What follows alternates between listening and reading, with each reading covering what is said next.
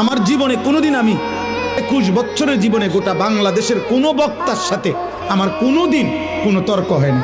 তুমি কও শুনছুনি জীবনে কোন বাংলাদেশের কোনো বক্তা কোন লাইনের কারোর লগে আমার কোনো ঝামেলা না, কারোর লগে না। আমি কাউরে না আঘাত করি না, বলি না আর কিছু।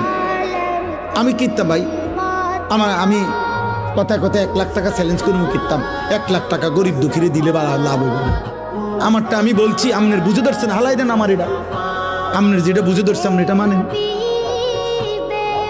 কোনো অসুবিধা নেই। কিন্তু বিষয়টা হলো বাবা, রাসূলুল্লাহ সাল্লাল্লাহু আলাইহি সাল্লামের সুন্নাত মানতে হবে। ঠেলাঠেলি টানাটানির বিষয় না এখানে, এখানে সুন্নি ওহাবির বিষয় না। আপনি সুন্নি ওহাবি বাদ দেন, আপনি শুধু এটা মিলান যে হুজুর আমি আমার জায়গা থেকে রাসূলুল্লাহ সাল্লাল্লাহু আলাইহি সাল্লামের একটা সুন্নাত আমি আমল করতেছি, যে